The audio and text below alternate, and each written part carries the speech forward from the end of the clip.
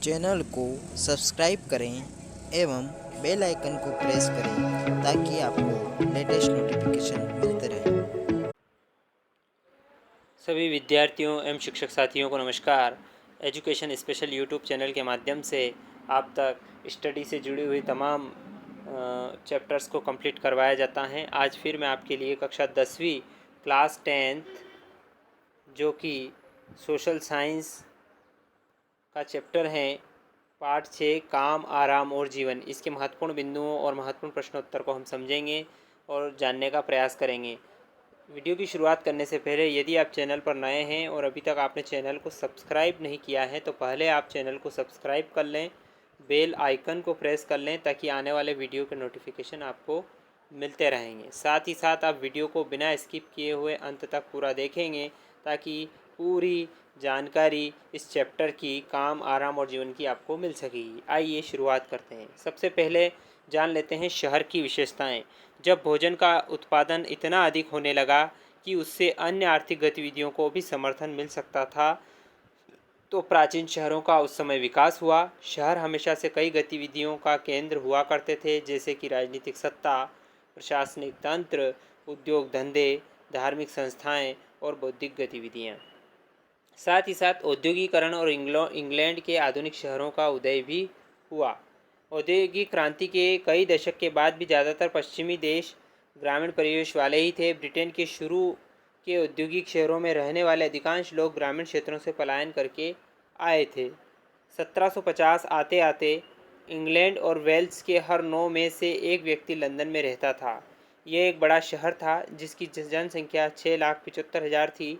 1810 से 1880 के बीच लंदन की आबादी 4 गुनी हुई, जो 10 लाख से बढ़कर 40 लाख हो गई। लंदन में कोई बड़ी फैक्ट्री न होने के बावजूद यह शहर पलायन करने वालों की मुख्य मंजिल हुआ करता था। लंदन के डॉकयार्ड में रोजगार के काफ़ी अवसर थे। इसके अलावा कपड़ा, जूते, लकड़ी, फर्नीचर, मेटल, इंजीनियर, प्रिंटिंग और प्रेसिजन इंस्ट्रूमेंट में काफ़ी लोगों को काम मिलता था। पहले विश्व युद्ध 1914 से 1918 के दौरान लंदन में कार और इलेक्ट्रिकल उत्पादों का बनना शुरू हुआ, जिससे शहर में बड़े कारखानों की शुरुआत हो गई और कुछ समय बीतने के बाद इस शहर में रोजगार के कुल अवसरों का 1/3 इन बड़े कारखानों में मौजूद था।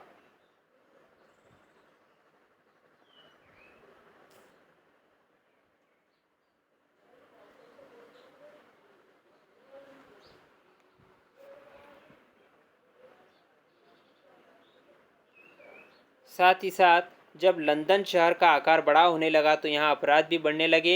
एक अनुमान के अनुसार 1870 के दशक में लंदन में लगभग 20,000 अपराधी रहते थे। जो लोग रोजगार पाने में असफल हो जाते थे उनमें से कई छोटे मोटे अपराध करने लगते थे। कई बार तो ऐसा होता था कि किसी कारखाने में कम वेतन पर काम करने के बदले में अपराध करके बेहतर कमाई हो जाती थी। युद्ध के दौरान कई महिलाओं को अपनी नौकरी से हाथ धोना पड़ा था। ऐसी महिलाओं को दूसरों के घर में चौका बर्तन करने को बाध्य होना पड़ता था। कई महिलाओं ने दूसरों कामों के लिए अपना घर किराए पर भी देना शुरू कर दिया। कई गरीब बच्चों को उनके माँ बाप ने कम पगार वालों काम पर भी लगा दिया। फिर 1870 में कंपलसरी एजुकेशन एक्ट पास हुआ और 1902 में फैक्ट्री एक्ट पास हुआ। इन कानूनों से सुनिश्चित हो गया कि छोटे बच्चे कारखानों में काम ना करना पड़े। मतलब यानी कि एक कानून बना था जिससे छोटे बच्चों को कारखानों में काम करने के लिए प्रतिबंधित कर दिया गया था। अगला जो यहाँ पर बिंदु है वो है आवास की समस्या। आवास की गांव से आने वाले अप्रवासियों के कारण शहर में आवास की समस्या उत्पन्न हो गई। फैक्ट्री या वर्कशॉप मालिक इन लोगों को आवास की सुविधा नहीं देते थे। चार्ल्स बूथ लिवरपूल के जहाज मालिक थे। उनके द्वारा 1887 में किए गए सर्वे के मुताबिक लंदन में लगभग 10 लाख लोग गरीब थे। यह उस समय लंदन की आबादी का 20% था। अमीरों और मध्यम वर्ग के लोगों की औसत जीवन अवधि 55 वर्ष थी, जबकि गरीबों की औसत जीवन अवधि 29 वर्ष ही थी। चार्ल्स बूथ इस निष्कर्ष पर पहुंचे थे कि गरीबों को रहने के लिए लंदन में कम से कम 4 लाख कमरों की आवश्यकता होगी, तब जाके लोगों की आवास की पूर्ति होगी। गरीब लोग एक कमरे के मकानों में रहते थे। ऐसे मकानों की अधिक संख्या में से जनता के स्वास्थ्य के लिए खतरा माना जाने लगा। ऐसे कमरों में हवा आने जाने की समुचित व्यवस्था नहीं थी। और साफ सफाई का प्रावधान भी नहीं था। इनमें हमेशा आग लगने का खतरा भी रहता था। कठिन परिस्थिति में रहने वाले लोग समाज में लड़ाई झगड़ों के लिए अनुकूल परिस्थिति प्रदान करते थे। लंदन के गरीबों की स्थिति को सुधारने के लिए मजदूरों के लिए आवास योजना बनाई गई। इसके पश्चात अगला बिंदु है हमारा इस टॉपिक का, लंदन की सफाई। लंदन शहर को साफ सुथरा रखने के लिए कई कदम उठाए गए। मोहल्लों को खुला बनाने, खुली जगहों पर हरियाली लाने, प्रदूषण घटाने, शहरों को सुंदर बनाने के लिए कई काम किए गए। बड़े बड़े अपार्टमेंट बनाए गए। लोगों पर किराए का बोझ घटाने के उद्देश्य से प्रथम विश्व युद्ध के समय रेट कंट्रोल का कानून भी लाया गया। दोनों विश्व युद्ध के बीच में ब्रिटिश हुकूमत ने कामगारों के लिए आवास प्रदान करने की जिम्मेदारी ली। स्थानीय निकायों ने लगभग 10 लाख मकान बनाए और इनमें से ज़्यादातर मकान एक परिवार के रहने के लायक मकान थे। बात करते हैं अगले बिंदु की, शहर में यातायात। यह वह समय था जब लंदन का अंडरग्राउंड रेल बन रहा था। पैडिंगटन और फेरिंगटन के बीच अंडरग्राउंड रेल का पहला सेक्शन बना था जो 1863 में चालू हो गया था। इस रेल सेवा को 1880 तक इतना बढ़ा दिया गया ताकि इससे 4 करोड़ यात्री साल भर में यात्रा कर सकें। अंडरग्राउंड रेल के प्रति लोगों की शुरुआती प्रतिक्रिया कुछ अच्छी नहीं थी। कई लोग इस बात का भी विरोध करते थे कि अंडरग्राउंड रेल निर्माण के लिए अनेकों मकानों को गिरा दिया गया था।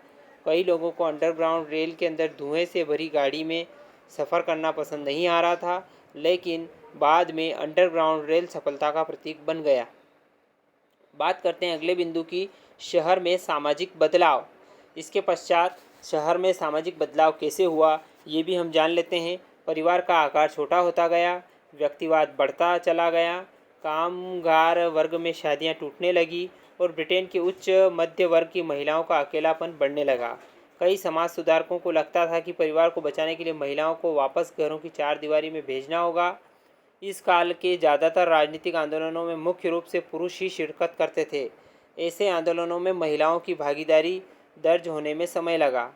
इन बदलावों का एक सुखद पहलू ये था कि परिवार अब नए बाजार का केंद्र बन गया था। अगला बिंदु है मनोरंजन और उपभोग। उस समय मनोरंजन और उपभोग के क्या साधन थे ये भी जान लेते हैं। ब्रिटेन के अमीर लोगों में लंदन सीजन की एक परंपरा थी।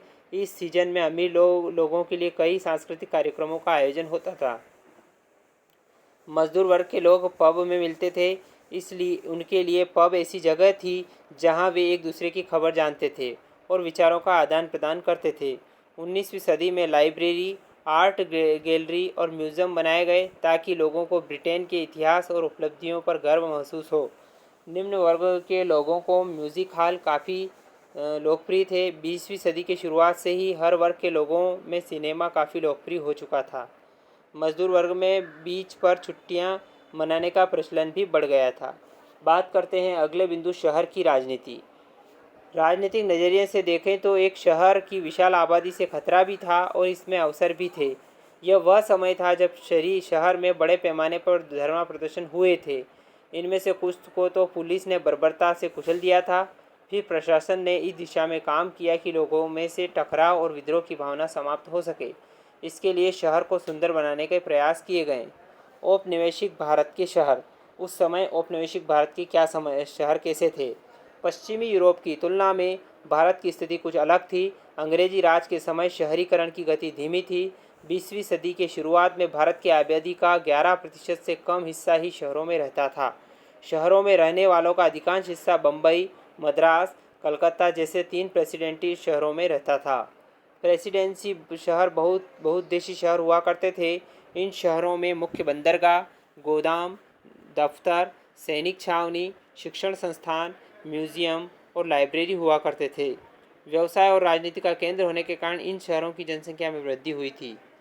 19वीं सदी के अंत के बाद से बम्बई की जनसंख्या में तेज़ी से वृद्धि हुई थी। बम्बई की जनसंख्या 1872 में 6,44,000 से बढ़कर 1941 में 1,50,000 हो गई। बात करते हैं बम्बई भारत का एक मुख्य शहर, इसकी भी जानकारी ले लेते हैं। 17वीं सदी में मुंबई पुर्तगाल के अधीन था। उस समय 17वीं शताब्दी में जो बम्बई था वो पुर्तगाल के अधीन था। यह 7 द्वीपों का एक समूह था। 1661 में ब्रिटेन के राजा चार्ल्स द्वितीय की शादी पुर्तगाल की राजकुमारी के साथ हुई। उस कारण से बम्बई का नियंत्रण ब्रिटिश हुकूमत के हाथों में आ गया। इसके बाद ईस्ट इंडिया कंपनी ने अपना कामकाज सूरत बम्बई शिफ्ट कर दिया। शुरू में गुजरात के सूती वस्त्रों के लिए बम्बई निर्यात का मुख्य केंद्र था। बाद में 19वीं सदी में यह कच्चे माल की भारी मात्रा बम्बई से होकर बाहर जाने लगी। धीरे धीरे बम्बई एक महत्वपूर्ण प्रशासनिक केंद्र बन गया। 19वीं सदी के अंत तक बम्बई एक प्रमुख औद्योगिक केंद्र बन चुका था।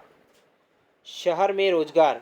एंग्लो मराठा युद्ध में मराठों की हार के बाद 1819 में बम्बई प्रेसिडेंसी की राजधानी बनी बम्बई कपास और अफीम के व्यापार में वृद्धि के बाद व्यापारियों, बैंकर, कारीगर और दुकानदारों का एक बड़ा समुदाय बम्बई में आकर बस गया। कपड़ा मिलों के खुलने के बाद इस शहर की तरफ लोगों का पलायन और भी बढ़ गया। मुंबई में पहला सूती कपड़ा मिल 1854 में शुरू हुआ और 1921 यहाँ तक सूती कपड़े की 85 मिलें थी। इन कारखानों में लगभग 1,46,000 मजदूर काम करते थे।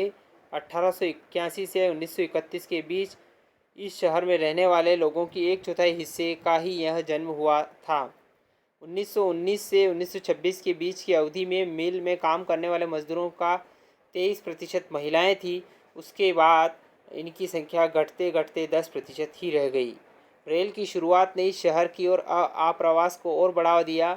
1888 और 89 में कच्छ में अकाल पड़ने के कारण लोग भारी संख्या में मुंबई की ओर पलायन कर गए और 1898 में जिले के अधिकारी प्लेग की आशंका से इतने डर गए कि उन्होंने लगभग 30,000 लोगों को 1901 तक उनके घर वापस भेज दिया। अब बात करते हैं आवास और पड़ोस की। लंदन की तुलना में बम्बई में अधिक भीड़भाड़ थी। 1840 के दशक के आखिर में लंदन के प्रत्येक व्यक्ति के लिए 155 वर्ग गज जगह उपलब्ध थी, लेकिन बम्बई के प्रत्येक व्यक्ति के लिए 9.5 वर्ग गज जगह उपलब्ध थी। लंदन में प्रति घर में रहने वालों की संख्या 8 थी, जबकि बम्बई में यह संख्या प्रति 20 व्यक्ति प्रति घर थी। 1800 के दशक के शुरू में बॉम्बे फोर्ट को इस शहर का दिल माना जाता था। इस शहर के हिस्से में नेटिव लोग रहते थे और कुछ दूसरे हिस्से में गोरे लोग रहते थे। तीनों प्रेसिडेंसी शहरों में नस्ल के आधार पर इसी तरह का विभाजन देखने को आपको यहाँ पर मिलता था। शहर का विकास बिना किसी योजना के हुआ था, इसलिए 1850 के मध्य तक यहाँ पानी और मकान की भारी किल्लत बन चुकी थी। अमीर लोग बड़े बड़े बंगलों में रहते थे, लेकिन मजदूरों का 70% से अधिक हिस्सा बम्बई की चालों में रहता था। यहाँ जहाँ सघन आबादी रहा करती थी, मिल में काम करने वाले मजदूरों का 90% हिस्सा गिरन गांव में रहता था और गिरन गांव इन मिलों से मुश्किल 15 मिनट के फासले पर पड़ता था। एक चाल एक बहुमंजिला इमारत होती थी। इस तरह के मकान निजी मालिकों की संपत्ति हुआ करते थे। हर चाल में एक कमरे के कई मकान होते थे और इनमें कोई प्राइवेट टॉयलेट नहीं होता था। किराया इतना अधिक होता था कि लोगों को किसी रिश्तेदार या स्वजाति लोगों के साथ एक मकान शेयर करना पड़ता था। इस तरह के मकान बहुत छोटे होते थे, इसलिए ज़्यादातर गतिविधियों के लिए लोग गलियों और आस पड़ोस का इस्तेमाल करते थे। उदाहरण के लिए कपड़े धोने और यहाँ तक कि सोने का काम भी लोग खुले में करते थे। खाली ज़मीन पर शराब की दुकानें और अखाड़ा खुले गए थे। इन खाली जगहों का इस्तेमाल करतब दिखाने वाले और फेरी वाले भी किया करते थे।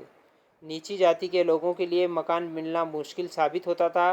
कई चालों में ऐसे लोगों का प्रवेश वर्जित था। ऐसे लोगों को अक्सर टीन, सूखे पत्ते और बांस की बनी झोपड़ियों में रहना पड़ता था। 1898 में city of Bombay improvement trust की स्थापना हुई और इसका उद्देश्य था शहर के बीचों बीच बसे मकानों को हटाना।